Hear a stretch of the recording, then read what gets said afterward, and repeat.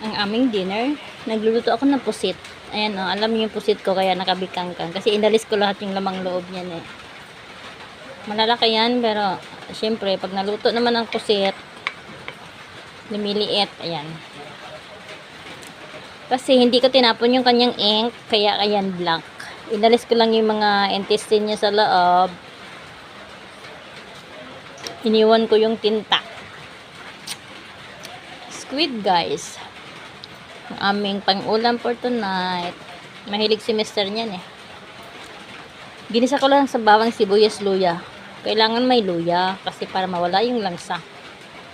And then suka, toyo, and then seasoning. That's it. Nagtubig siya. Wala pong laman ang tiyan yan. Inalis ko lahat.